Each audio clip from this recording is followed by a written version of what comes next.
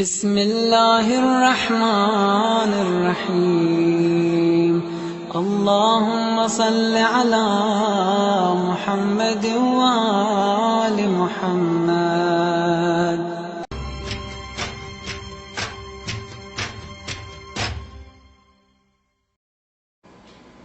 بسم اللہ الرحمن الرحیم. الحمد للہ رب العالمین وصلی اللہ علی محمد وآلہ الطاہرین ولعنۃ اللہ علی اعدائہم اجمعین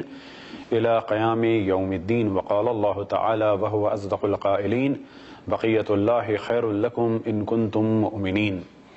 موضوع گفتگو رسول اللہ صلی اللہ علیہ وآلہ وسلم کے 12ویں خلیفہ اور امت مسلمہ کے 12ویں امام یعنی امام مہدی علیہ السلام کی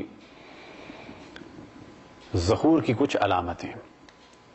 یعنی علائم ظہور امام زمان علیہ السلام. ہماری اس گفتگو کا عنوان ہے یمانی. پہلے بھی ہم نے توجہ دلائی کہ کچھ علامتیں خاص ہیں کہ جنہیں کہا جاتا ہے علامت حتمی. ان حتمی علامتوں میں سے ایک یمانی ہیں اور ایک سفیانی. پہلے ان دو موضوعات پر انشاءاللہ ہم گفتگو کرتے ہیں، پھر اس کے بعد قتل نفس زکیہ ہے، اسی طرح سے سیحہ آسمانی ہے، اور آسمان میں ایک ہاتھ کا ظاہر ہونا یا بنو امیہ کی حکومت کا اختتام. مختلف علامتیں ہیں کہ جنہیں حتمی کہا گیا ہے.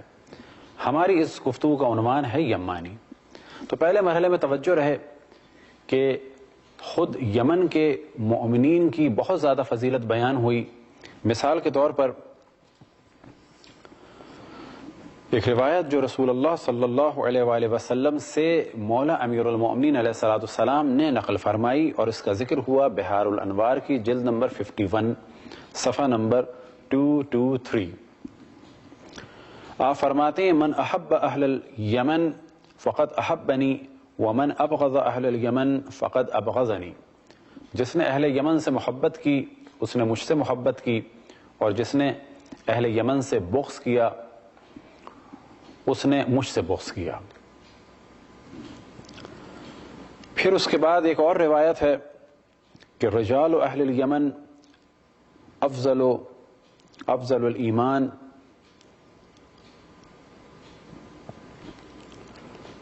کیا فرماتے ہیں؟ رجال اہل الیمن افضل، کہ رجال اہل یمن جو ہیں وہ افضل ہیں. پھر اس کے بعد تعریف کی آپ نے الایمان یمانی والحکمت یمانی. اور کیا بات ہے یمانی ایمان کی، اور کیا بات ہے یمانی حکمت کی. اور اسی طرح توجہ رہے کہ بعض اور روایات میں حتیٰ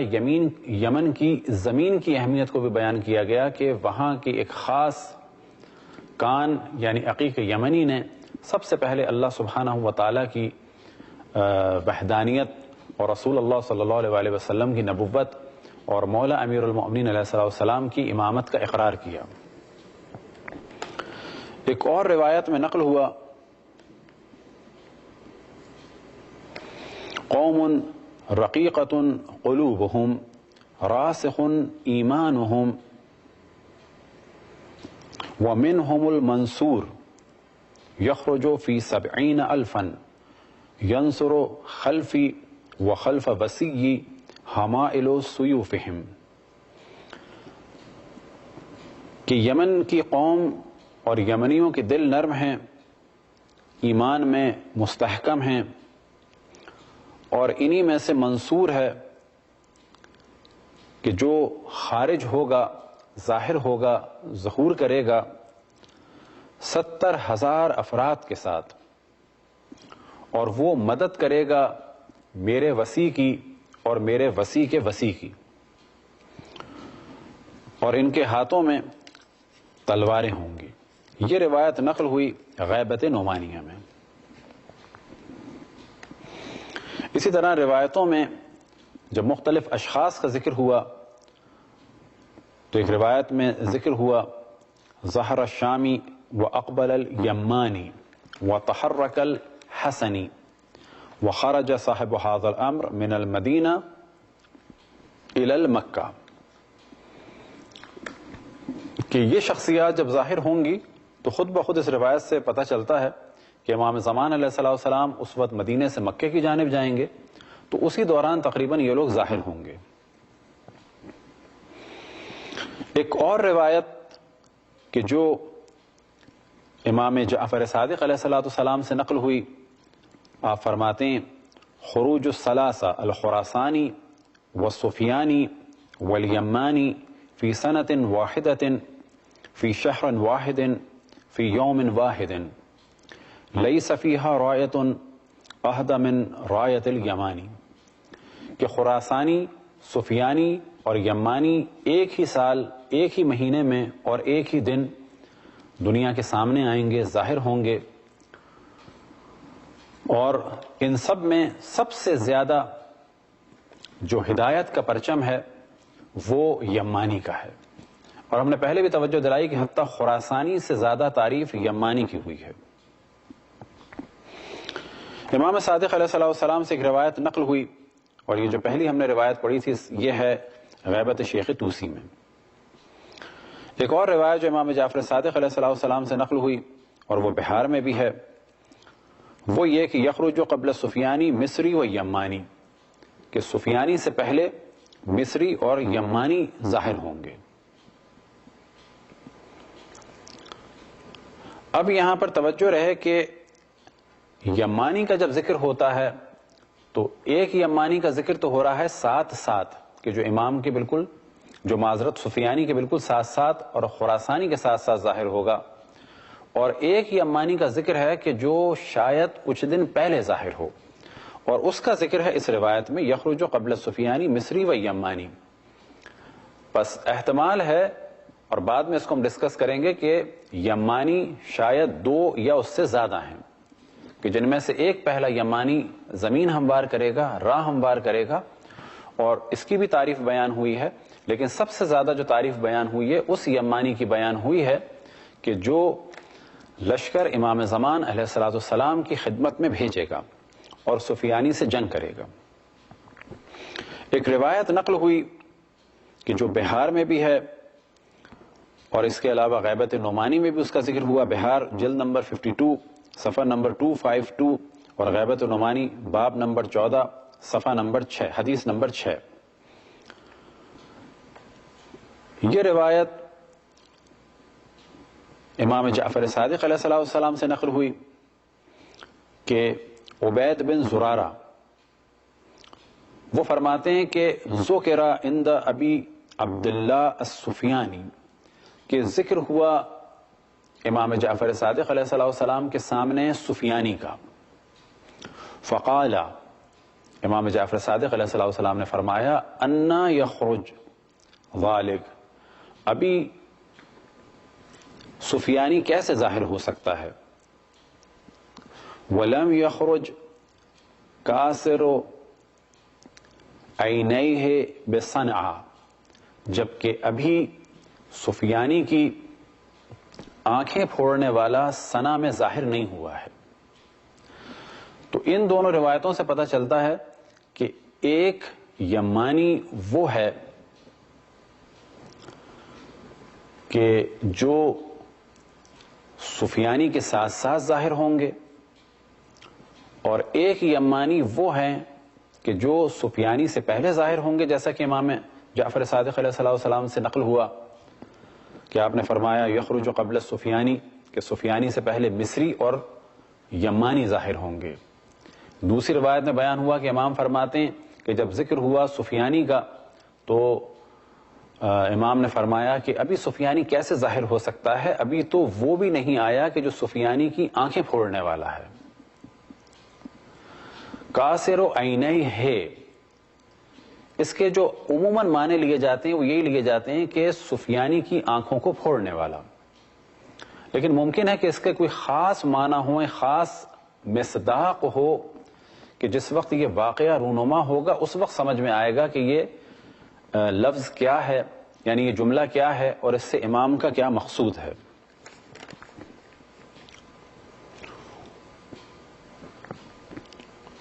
اسی طرح سے ایک روایت میں نقل ہوا امام رضا علیہ السلام سے فرماتے ہیں قبل هذا الامر السفیانی والیمانی والمروانی وشعیب بن صالح، کہ غیبت سے پہلے یعنی معذرت ظہور سے پہلے سفیانی، یمانی، مروانی اور شعیب بن صالح ظاہر ہوں گے۔ البتہ اس روایت میں کسی اور یمانی کا ذکر نہیں ہے، صرف یمانی کا ذکر ہے۔ تو اب تک جو ہماری گفتگو ہوئی وہ یہ ہوئی کہ یمانی کم سے کم دو ضرور ہیں، پہلا یمانی اور دوسرا یمانی۔ یہ پہلے یمانی سے مراد یہ کہ جو سفیانی سے پہلے ظاہر ہوگا اور یہ زمین کو ہموار کریں گے، اور دوسرا یمانی وہ ہوں گے کہ جو سفیانی کے ساتھ ساتھ مقابلے میں ظاہر ہوں گے، پھر سفیانی سے جنگ کریں گے اور اپنی فوج کو امام زمان علیہ السلام کی خدمت اقدس میں حاضر کریں گے۔ اب یمانی کا نام کیا ہے؟ تو بعض جگہ بیان ہوا کہ ان کا نام حسن ہے یا حسین ہے، اور ساتھ میں یہ بھی بیان ہوا کہ یہ جناب زید کی نسل سے ہیں، یعنی سادات زیدیہ میں سے ہیں، اور بعض جگہ احتمال دیا گیا ہے کہ شاید یہ صرف اتنا بیان ہوا ہے کہ یہ بس نسل جناب سیدہ سلام اللہ علیہا میں سے ہیں، یعنی سید ہیں۔ اب ہم گفتگو کرتے ہیں کچھ آج کل کے حالات کے بارے میں کہ جو کچھ یمن میں ہو رہا ہے، تو ہم بڑی تیزی سے ڈسکشن کریں، اور ممکن ہے کہ یہ اگر اس نشست میں پورا نہیں ہو سکا تو ہم اسے بعد میں بھی ڈسکس کریں گے۔ تو پہلی بات یہ کہ اس وقت اگر نقشہ سامنے ہوتا اور آپ حضرات جب اس ہماری گفتگو کو سن رہے ہوں تو کوشش کریں کہ ایک میپ اپنے سامنے رکھ لیں کہ یمن بالکل صومالیہ کے سامنے ہے، اور یہ ریڈ سی کہ اختتام ریڈ سی یہاں سے شروع ہوتا ہے یمن کے سامنے سے، اور یہ جاتا ہے اور آگے جا کے ایک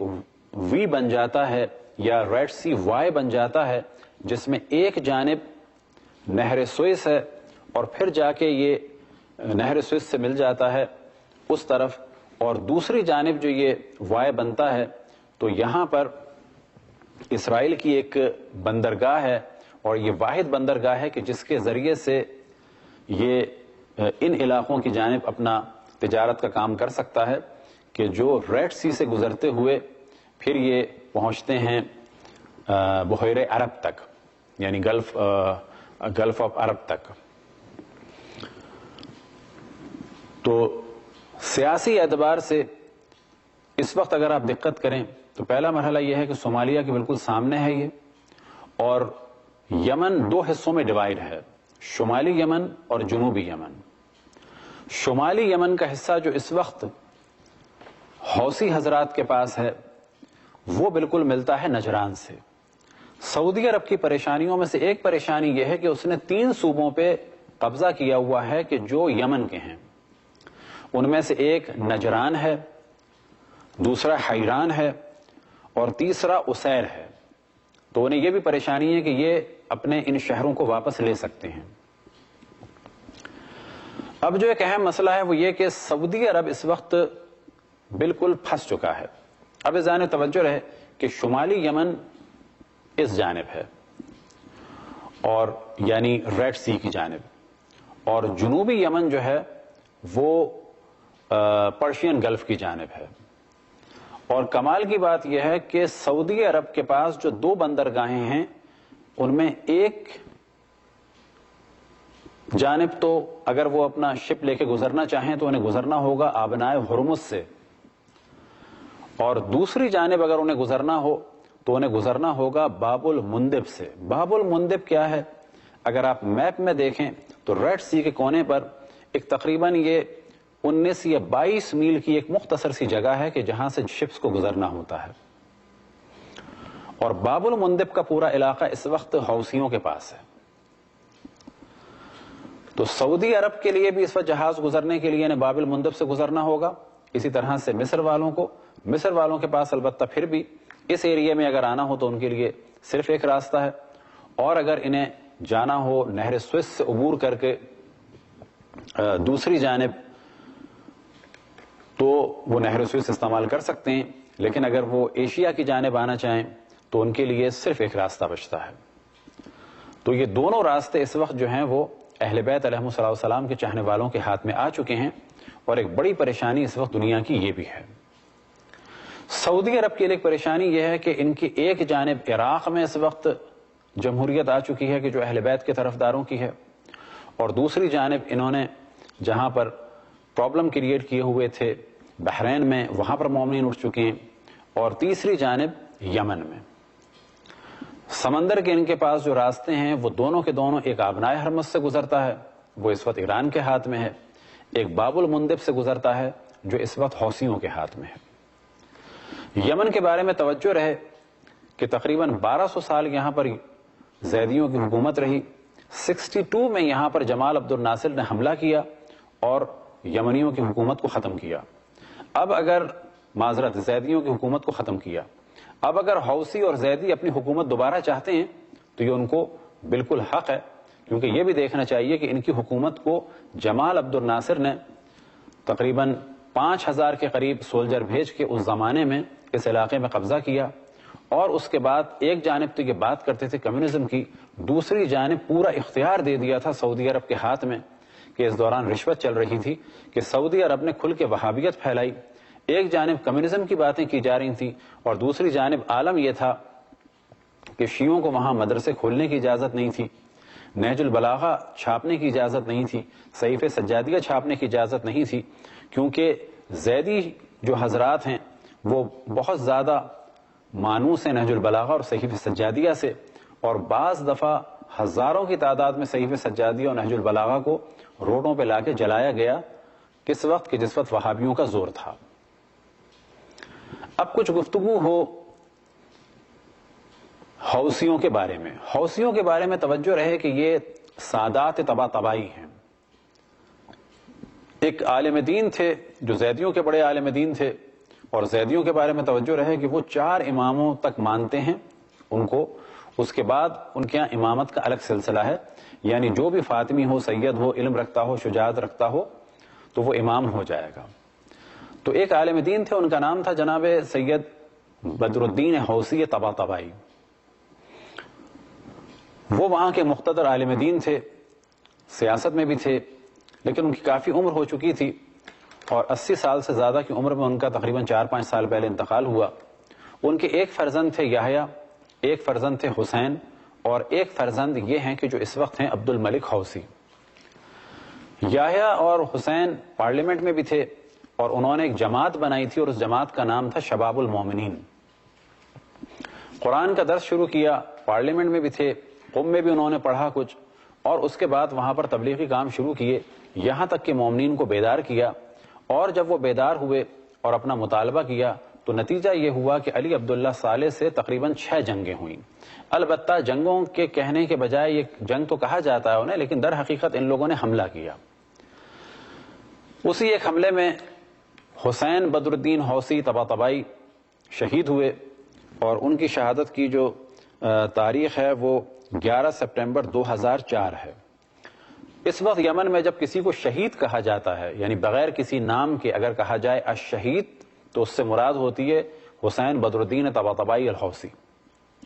حسین بدر الدین طباطبائی الحوثی کی شہادت کے بعد ان کے والد نے قیادت سنبھالی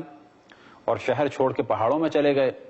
اور اس کے بعد یہ جنگوں کا سلسلہ رہا مختلف دنوں تک۔ اس کے بعد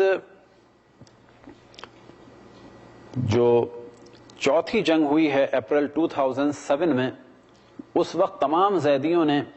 بیعت کر لی اور حمایت کی حوثی خاندان کی، اور تقریباً فوجی اعتبار سے کمانڈر قبول کر لیا بدر الدین معذرت عبد الملک حوثی کو۔ اس وقت عبد الملک حوثی وہاں پر ہیں،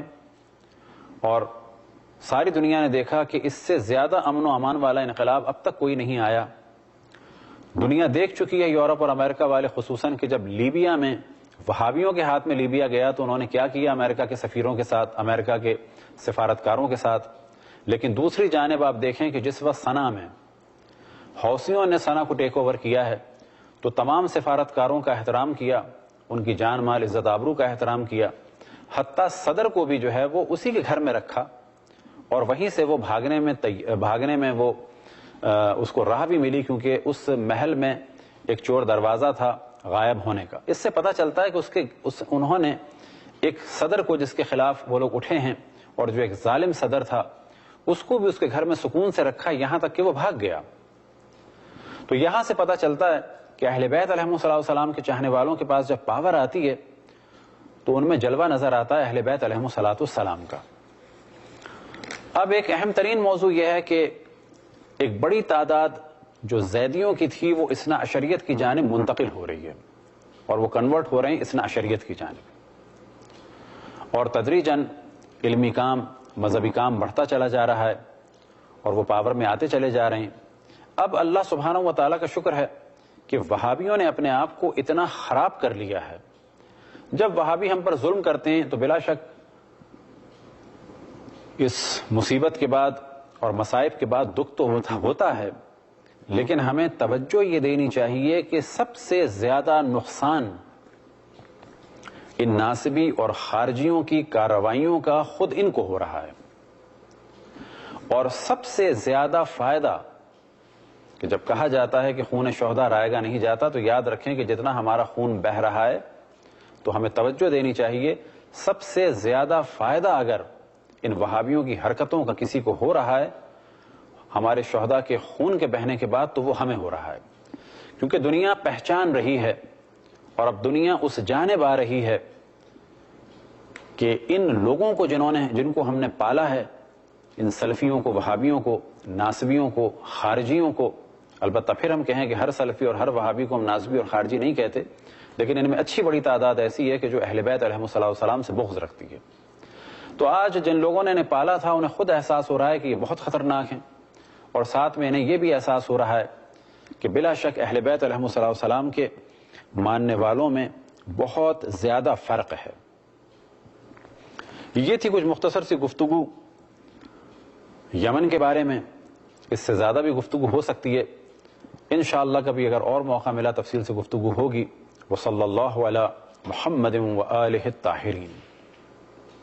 برحمتك يا أرحم الراحمين،